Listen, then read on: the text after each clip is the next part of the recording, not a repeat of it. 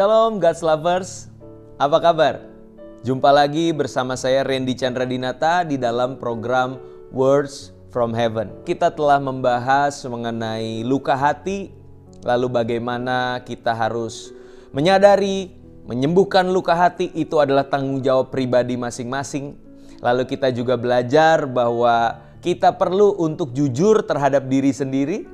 Lalu kita datang kepada Tuhan untuk mengizinkan kasih Tuhan itu memulihkan hati kita. Maka yang berikutnya kita juga perlu menyadari saudara, di dalam kesembuhan akan luka hati kita, bahwa setiap kita pribadi lepas pribadi itu layak berbahagia.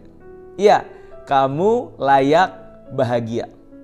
Nah saudara, ketika seseorang itu mengalami luka hati yang tidak segera dibereskan, maka itu akan berpotensi menjadi kebencian, menjadi kepahitan di dalam kehidupan. Dan saya percaya orang yang hatinya itu dikuasai oleh kebencian dan kepahitan itu tidak mungkin mengalami kebahagiaan yang sejati. Ya, saya ulang lagi, orang yang hatinya dikuasai oleh kebencian dan kepahitan itu tidak mungkin mengalami kebahagiaan yang sejati, saudara. Nah, ada sebuah quotes dari seorang yang bernama Nelson Mandela. Beliau adalah mantan presiden dari Afrika Selatan. Dikatakan demikian bahwa kebencian itu adalah seperti kita meminum racun dan berharap orang yang kita benci itu yang terbunuh. Nah, bayangkan saudara, kita yang minum racun tapi berharap orang yang kita benci itu yang terbunuh. Nah, itulah kebencian saudara. Seakan-akan kita berhak untuk membenci seseorang supaya orang itu tersakiti. Padahal sejatinya yang sakit itu kita. Yang mengalami kerugian itu kita. Ya, kalau bahasa zaman sekarang yang benar aja. Rugi dong gitu ya saudara ya. Jadi kita mesti menyadari bahwa betapa rugi dan menderitanya orang yang hidup di dalam kebencian dan kepahitan. Bukan cuma hati loh yang mengalami luka. Bukan cuma mental kita, stres, bahkan depresi ketika seseorang itu tidak mau mengampuni. Namun juga ternyata saudara, berdasarkan medis, penyakit-penyakit tubuh, penyakit-penyakit fisik itu juga bisa hadir oleh karena kebencian. Ya, bahkan ada penelitian yang mengatakan ginjal kita bisa mengalami satu gangguan ketika kita membenci, jantung kita mengalami gangguan juga ketika kita membenci. Bahkan berbagai macam penyakit ganas seperti kanker itu bisa hadir oleh karena kita yang tidak mau mengampuni. Ya kan, di dalam hidup sehari-hari lagi tenang, lagi happy gitu ya. Mungkin kita lagi menikmati makan di restoran bintang 5 bersama dengan orang-orang terdekat kita. Tiba-tiba lagi pas makan terlintas wajah si dia yang menyebalkan. Oh aduh, makanan yang tadinya enak rasanya jadi enek saudara ya. Atau mungkin kita lagi hahihi, lagi happy, bercanda-bercanda sama teman, tiba-tiba nggak sengaja nama orang yang kita benci itu keluar dari mulut teman kita. Wah, tiba-tiba mood kita langsung berubah, yang tadinya lagi hahihi jadi bete, moodnya rusak gara-gara itu.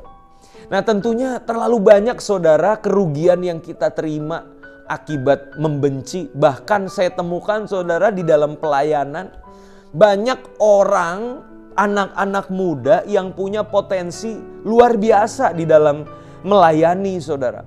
Namun karena hatinya itu dikuasai kebencian, dia tidak rela untuk melepaskan pengampunan bagi orang-orang di sekitar dia. Akibatnya apa? Pelayanannya tidak menjadi efektif. Pelayanannya tidak menjadi maksimal. Karena apa? Karena dia bawa-bawa beban. Dia bawa-bawa, maaf saudara, bawa-bawa sampah kemana-mana. Dalam waktu dekat sampah itu akan menimbulkan bau dan orang-orang di sekitarnya juga tidak nyaman. Ya, bahkan menjadi batu sandungan oleh karena orang itu hatinya terluka dan tidak mau mengampuni. Maka dari itu saudara, mari kita putuskan keputusan kita untuk melepaskan pengampunan saudara. Bukan karena orang itu, ya sekali lagi, orang itu mungkin tidak merasa bersalah dan tidak minta maaf, ya, bukan karena orang itu layak menerima pengampunan kita, tapi apa? Karena kita layak bahagia. Karena kita berhak untuk mendapatkan hidup yang lebih indah di dalam rencana Tuhan, di dalam anugerah Tuhan. Maka dari itu saudara, ayo ambil keputusan. Aku mau bahagia.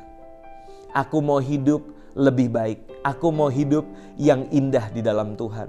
Lepaskan pengampunan. Karena pengampunan itu mendatangkan berkat, sedangkan kebencian itu hanya mendatangkan derita dan sakit di hati kita.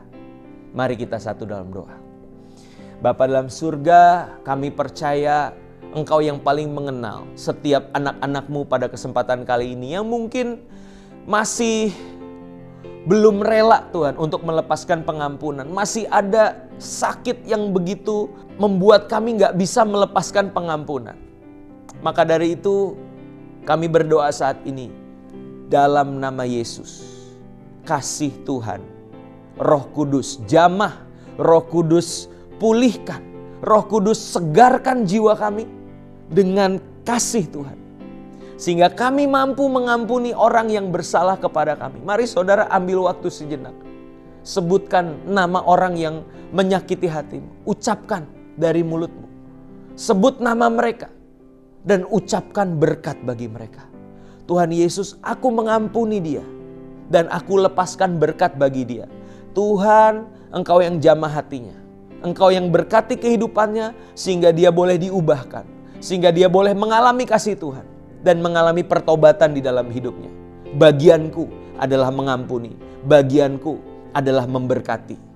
Dan aku percaya bagian Tuhan memulihkan baik keadaanku maupun juga orang yang menyakiti aku. Aku terima berkat-berkat-Mu di dalam nama Tuhan Yesus kami telah berdoa. Amin. God's lovers sekalian, saya percaya saudara diberkati lewat renungan pada kesempatan kali ini. Biarlah saudara bukan cuma jadi pendengar, tapi jadi pelaku firman. Yuk lepaskan pengampunan supaya kita berbahagia di dalam hidup. Dan jangan lupa bagikan berkat ini kepada orang-orang di sekitar kita. Link YouTube yang ada boleh di-share kepada saudara, kerabat, teman, dan sahabat-sahabat saudara sekalian. Sampai ketemu di WFH selanjutnya. Tuhan Yesus memberkati.